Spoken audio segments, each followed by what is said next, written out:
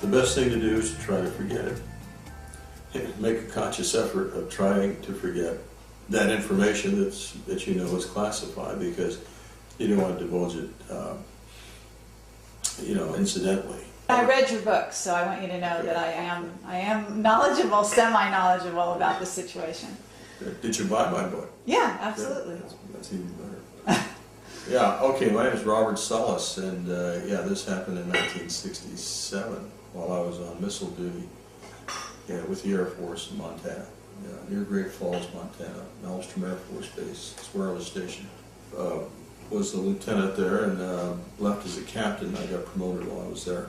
Like I said, I was in the Air Force from active duty from 1964 to 1971.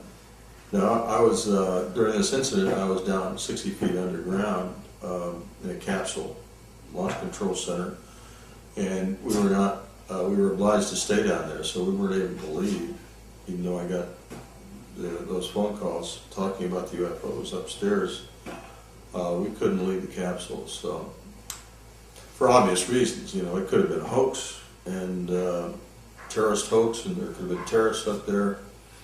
So obviously we're supposed to stay where we are, maintain our posts. And, Can you describe that area, the kind of base you were in, the underground situation? The capsule, the launch control center, is right at the launch control facility, but underground, about 60 feet underground. It's got all kinds of equipment necessary for the control of the missiles, and also for monitoring the status of the missiles, whether or not they're in good shape, ready to go. And so we were obliged to spend a 24-hour tour down there, and in the event of war, or nuclear war, we got the command. We were supposed to launch, and other than that, we coordinated security efforts in case there were security infractions at the launch facilities where the missiles were actually located. We coordinated maintenance activities, that sort of thing. And what year was this? I was at Malmstrom from late 1966 to June of '69. So this incident occurred in 1967. And were you technically in charge of the base at that point, or the facility that you were? Let me, because I'm not a military person, I don't really know. Yeah, I wasn't in charge of any base. I was assigned to Malmstrom Air Force Base, but they sent us out to our duty stations, which were these launch control facilities. And when we were out there,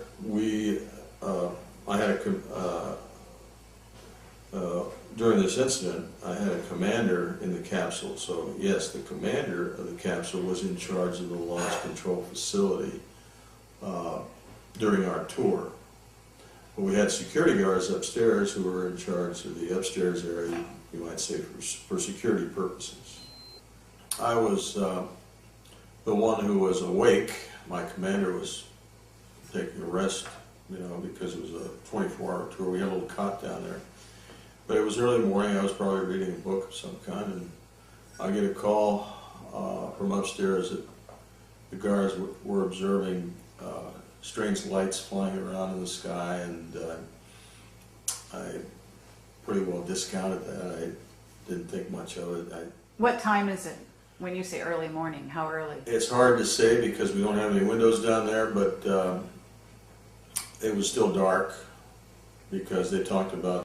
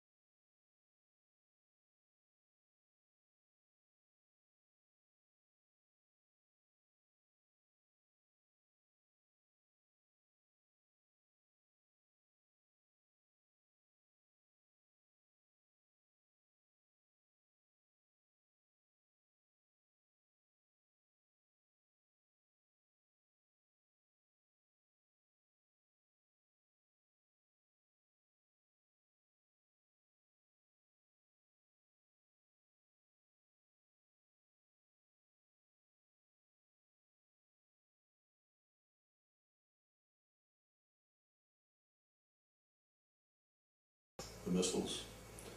And so there was a lot of bells and whistles going off, and our missiles started shutting down. By shutting down, I meant they went no-go. They were unable to be launched. So, Wow. So, and how long did they stay in that state?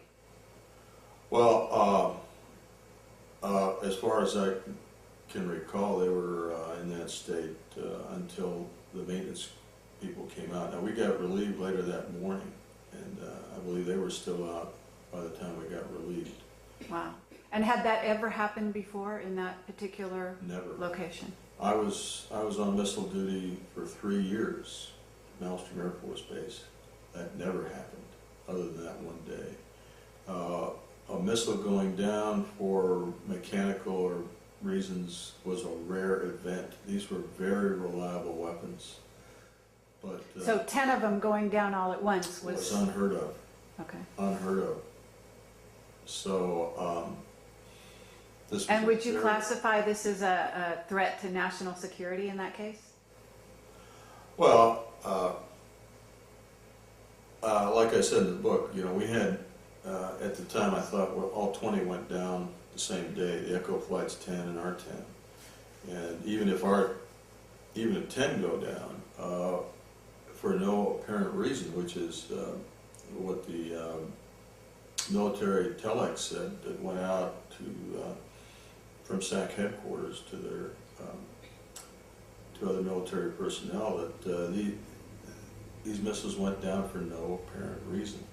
So you got to think this was a national security event. Of course, we lost weapons for no reason, and we couldn't understand it. In fact, the Air Force never quite figured it out, as far as we can tell from our research. So what happened when you say, you know, they were very upset, one guy was injured. Now, how was he injured? As far as I can recall, it was had nothing to do with the UFO. He had cut his hand probably on our wire fence, barbed wire. We had barbed wire at the top of the fence. Now, whether he was trying to approach the object or get away from it, I don't know, but he had a cut on his hand. As I recall, they went ahead and helicoptered him out or transported him back to the base because it was a big gash in his hand. He had to get that stitched up. Yeah. So in terms of sequence of events, you're down there, you tried to wake your commanding officer, the missiles are going down, what happens next? What happens next is we start our reporting procedures. We report to the command post. And So you don't go upstairs to see what's happening? absolutely not. You're not allowed to do that? We're not allowed to, for the reasons I explained. It could have been a hoax. It could have, and there could have been. We could have been under attack by who knows who. Us, and but we had control of 10 nuclear missiles. We're not about to open that door, that huge door we got, and poke our heads out.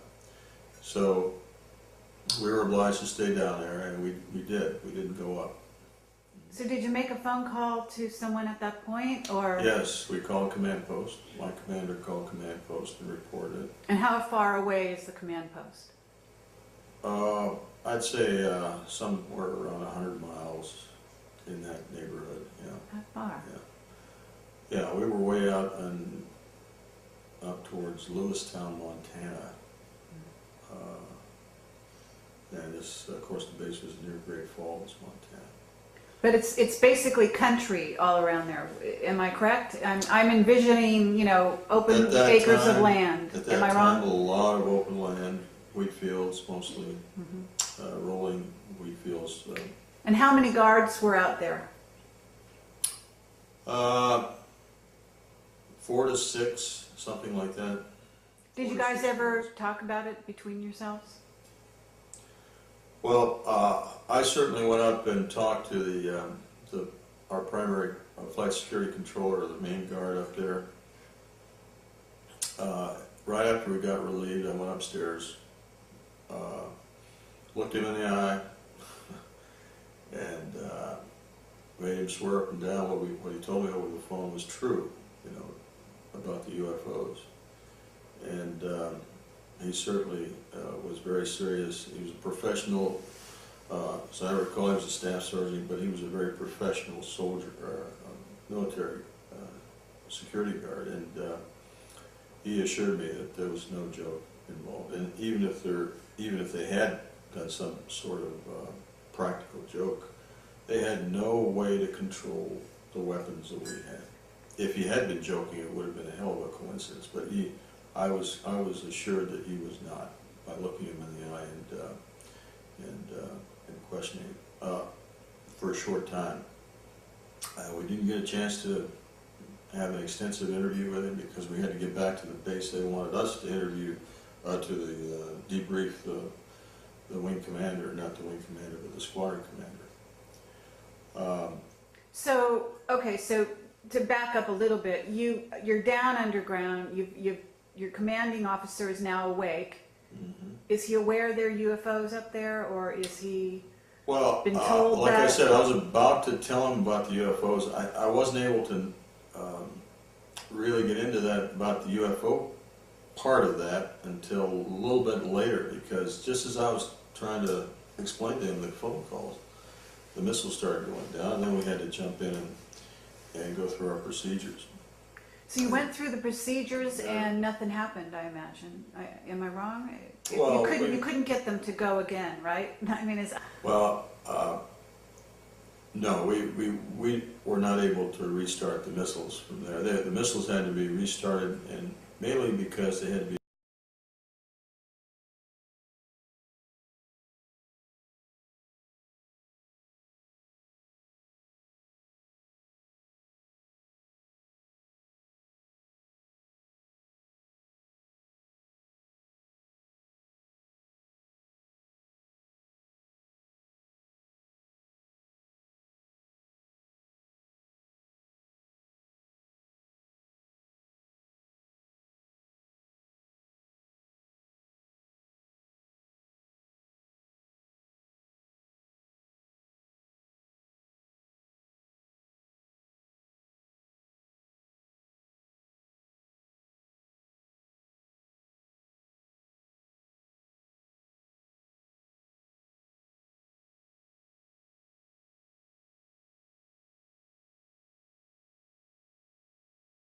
one after the other.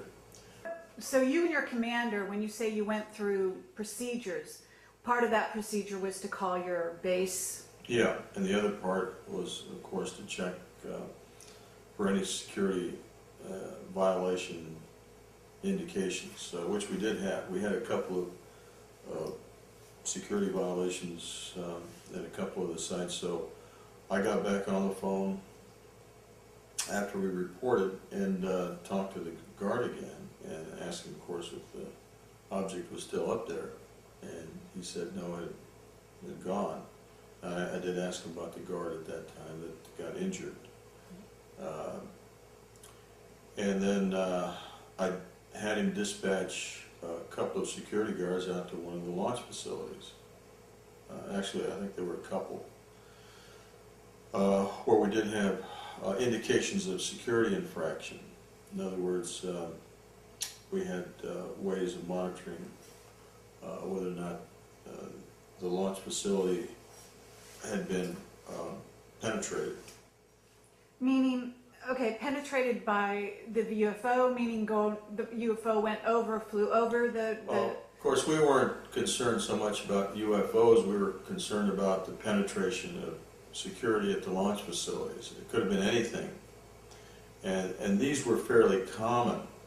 In fact, a jackrabbit hopping the fence somehow or getting through would set off security alarms. So you're saying simultaneous with the UFO yes, incident, there were security... We sent guards out there, and in fact, one of the team we sent out reported observing a UFO over one of the launch facilities, and they observed for a while, but the UFO flew off, and then they came back. So, and they were pretty shook up by that too. So, we did observe, we did have that kind of an observation also. So how long did all of this go on if you were to cover a span? We're talking an hour, 2 hours? Well, including sending the guards out there and them coming back, maybe an hour or less. Yeah. Okay, and at that point, you had called the base, so the base sent out people to interview The base, you, or to relieve you? well, we get relieved on at a regular time. Forget what it was, maybe like 9 o'clock in the morning. It would vary depending on whether the relief crew drove out or flew out on helicopters.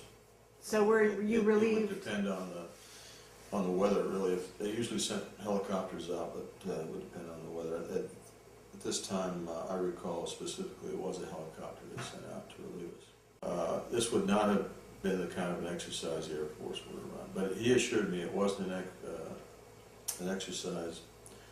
Like I said, the fellow from AFOSI was also there, captain, I think, major maybe. And Were you debriefed, as you call it, means that they interview you about the incident? all right. So were you Basically, interviewed separately or No, together. with your men? Basically, they just asked us to review with them what happened, and it's basically essentially what I told you. And strange, they didn't ask a lot of questions. They just heard our statement, and then they had us. Then they told us that this would be a classified incident, classified secret, and that we were not to talk about it, not to our spouses, and not to other crew members, not to other airmen, no one. So we were not to talk about it. So I didn't. As a matter of fact, one of the airmen, one of the security guards, it may have been the main guard, called me about a week or so later after the incident.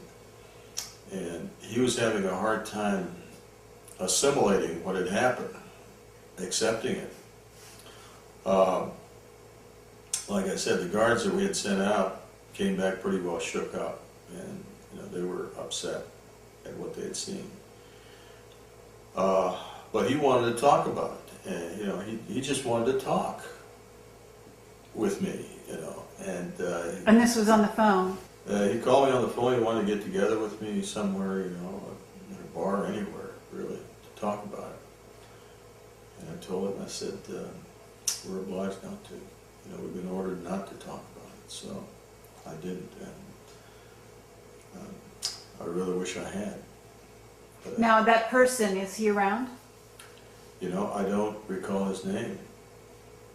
I honestly don't. I've tried to remember his name, and I have not heard from him since then.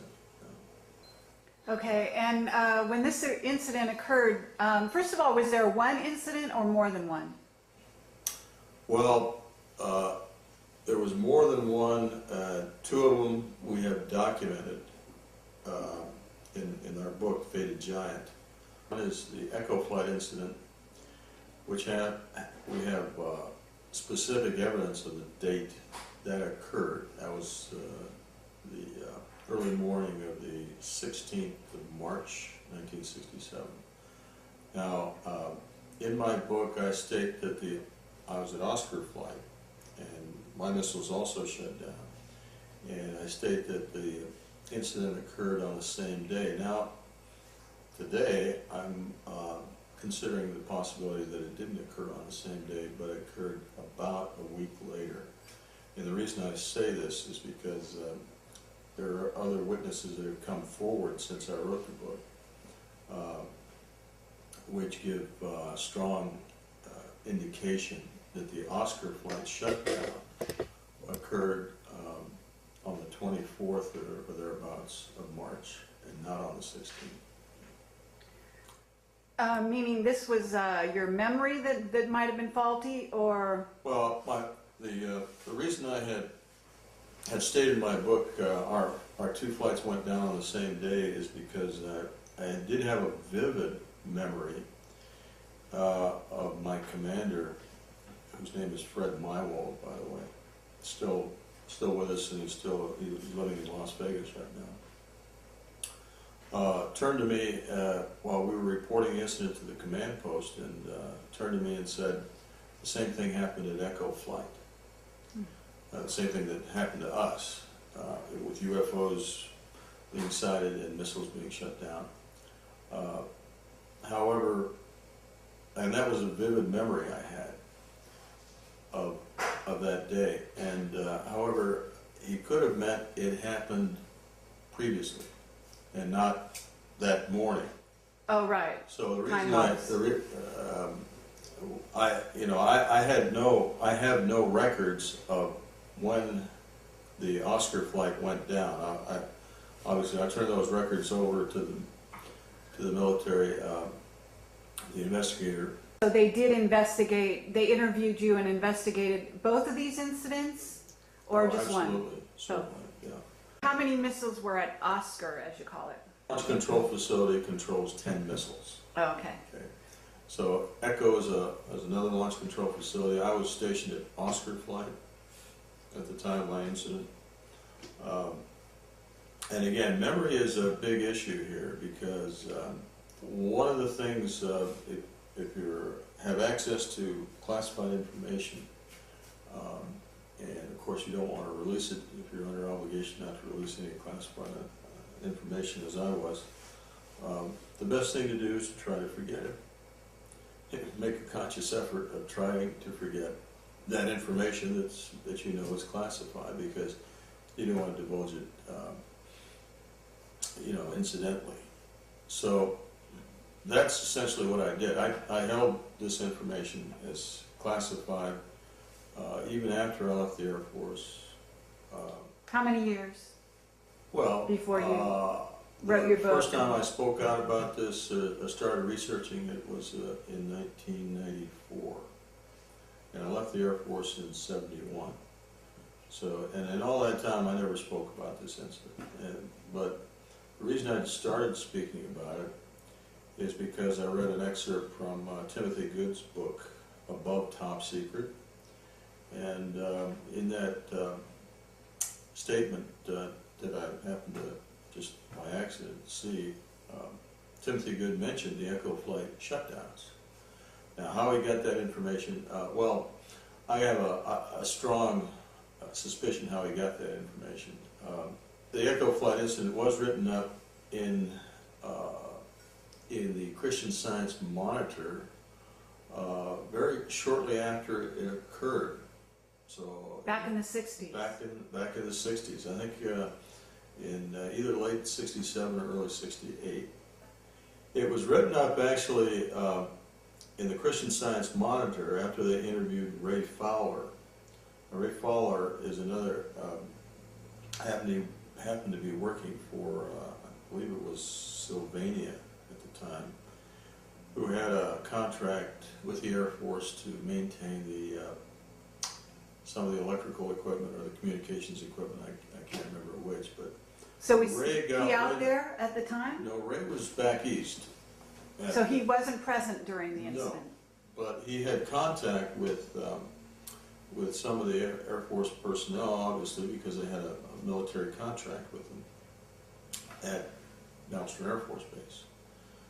So he heard from somebody about this incident, gave an interview to the Christian Science Monitor, almost lost his job over it because the Air Force was very upset that, well, word leaked out, he gave this interview, but the Echo Flight shutdowns with UFOs. How many UFOs do you know were associated with that incident?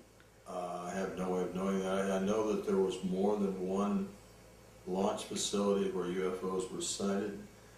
Now, whether or not that was the same UFO or multiple UFOs, I don't know.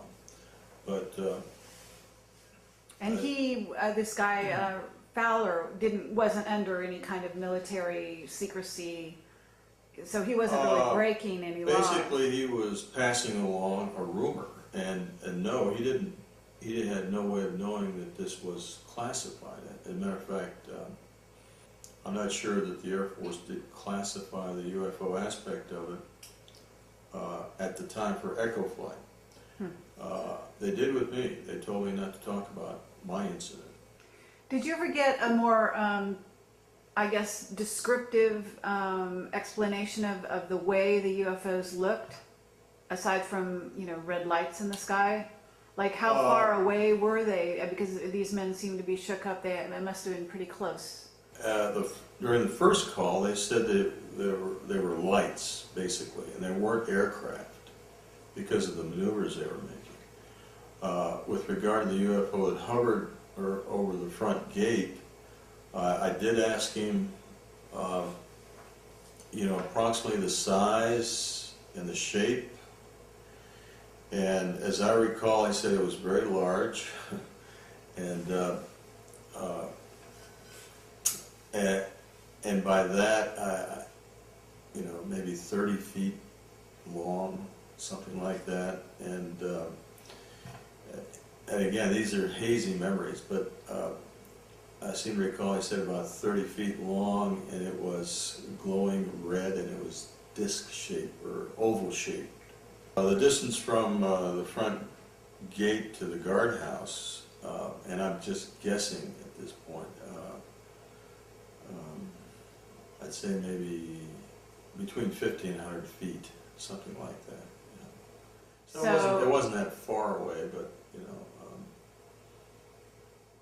Now, do you happen to feel that either during the incident or subsequent to the incident, did you feel any health effects and or mental, electromagnetic, any kind of a sense that of the energy being different around you when this was happening?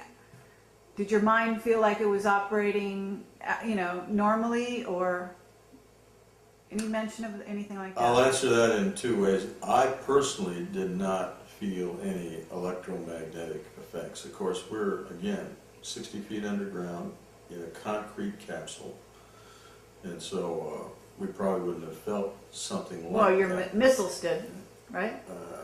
I think the missiles did, yeah. But I can tell you that we do have a witness who was a lot closer to the UFO and did feel those electromagnetic effects. He felt the energy, certainly did. And have you heard of any reported illnesses in those men?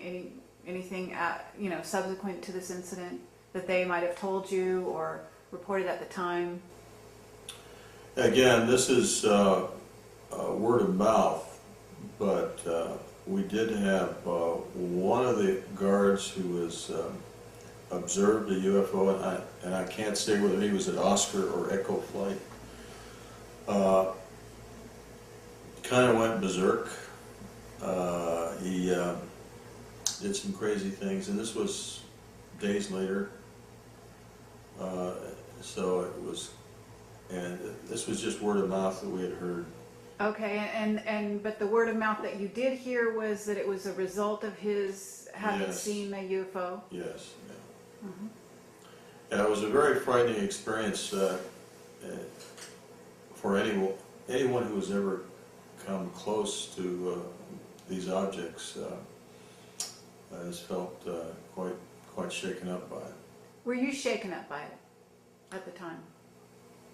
I was not shaken up, but I remember being extremely curious after the incident occurred. Like I said, when I went up and talked to the guard upstairs after I got relieved, I think I was almost angry. I was very agitated and upset. Angry, I guess, because we couldn't understand what the hell happened there.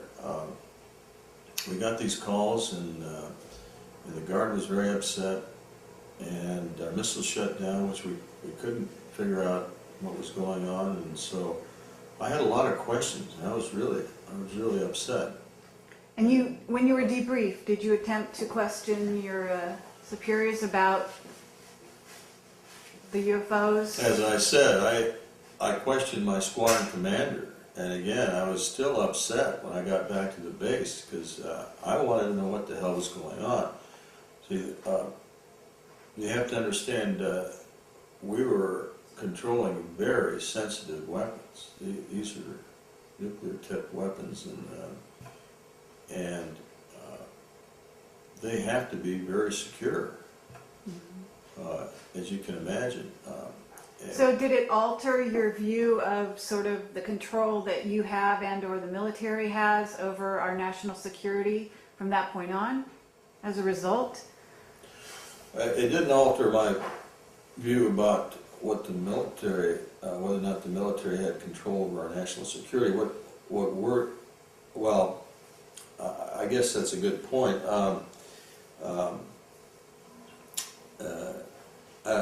I guess you've probably seen the movie Failsafe, where an order is given to launch a nuclear attack, and here we had a mechanical problem where our missiles were affected. But there's also been that it could have gone the other way. You know, the missiles could have been launched by some control that we had no control over. So, yeah, it's got to concern. It's got to give us concern whether or not our national security was affected. So that's why, again, in my book, I make the point of saying this should have been and must have been considered a national security incident. And yet, the Air Force has continued to claim that no incident involving UFOs ever involved national security. In the days you said some witnesses have come forward since you wrote your book. Were these people people that you knew at the time? Not really. Some of them, I recall their names, but I probably didn't know them personally. Have they corroborated your story? Or had their own experiences? In various ways, yes. One gentleman I'm thinking of was a targeting officer. His name is Jameson. And he corroborated the fact that the Oscar, 10 missiles did go down at Oscar flight.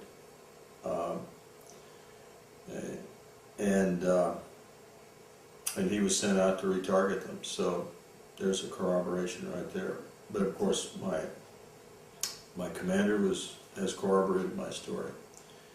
And is he still around? He's still alive, and he's still, as far as I know. And the commander and deputy commander are still alive of Echo Flight. So we've got, and there are many other witnesses out there who have corroborated my story and the Echo Flight incident. This should have been and must have been considered a national security incident. And yet, the Air Force has continued to claim that no incident involving UFOs ever involved national security.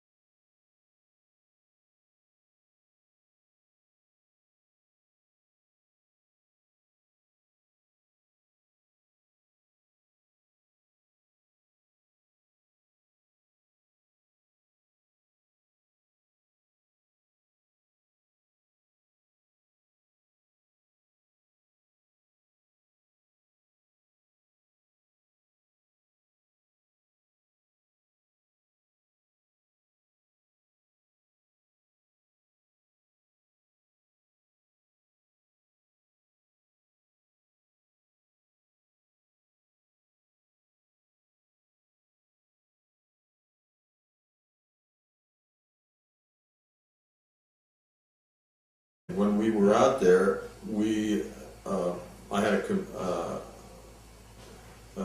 during this incident, I had a commander in the capsule. So yes, the commander of the capsule was in charge of the launch control facility during our tour. But we had security guards upstairs who were in charge of the upstairs area, you might say, for security purposes. I was the one who was awake. My commander was taking a rest, because it was a 24-hour tour. We had a little cot down there. But it was early morning. I was probably reading a book of some kind, and I get a call from upstairs that the guards were observing strange lights flying around in the sky, and I pretty well discounted that. I didn't think much of it. What time is it when you say early morning? How early? It's hard to say because we don't have any windows down there, but it was still dark because they talked about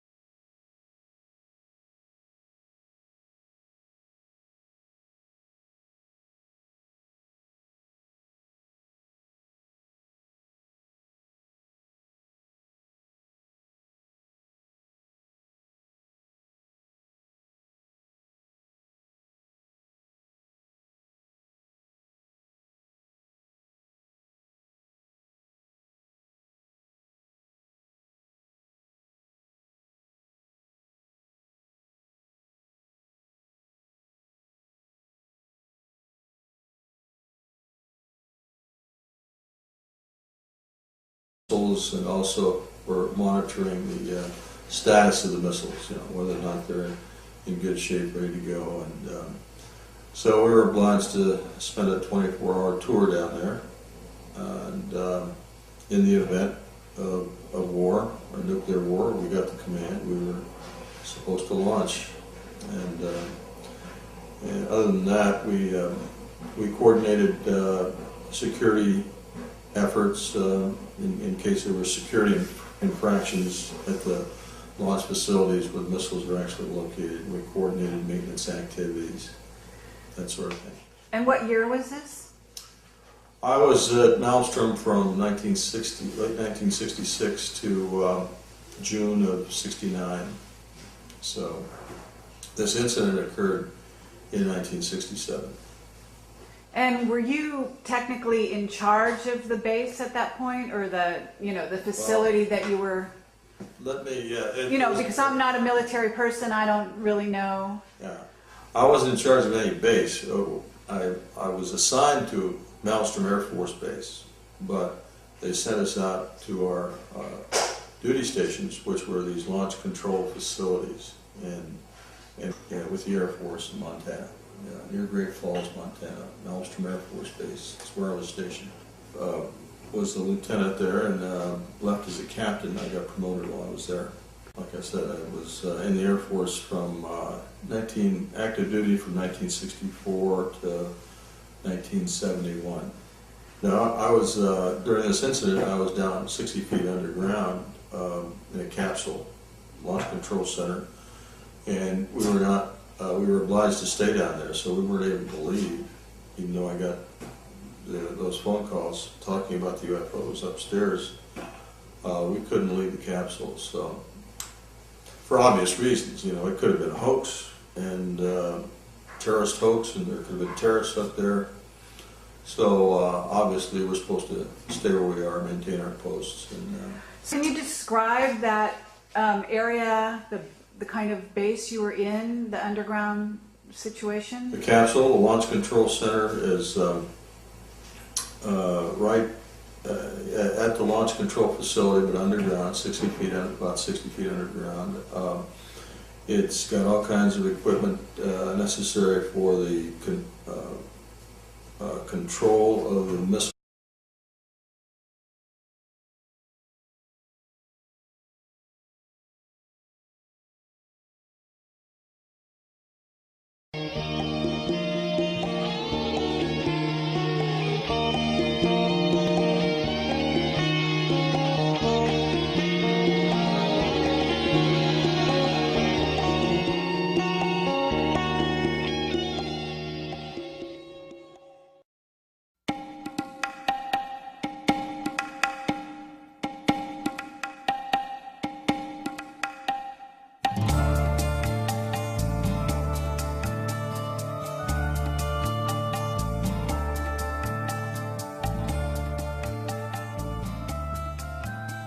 The best thing to do is to try to forget it. Make a conscious effort of trying to forget that information that you know is classified, because you don't want to divulge it, incidentally. I read your book, so I want you to know that I am knowledgeable, semi-knowledgeable about the situation. Did you buy my book? Yeah, absolutely. That's even better. Yeah, okay, my name is Robert Sullis, and this happened in 1967 while I was on missile duty.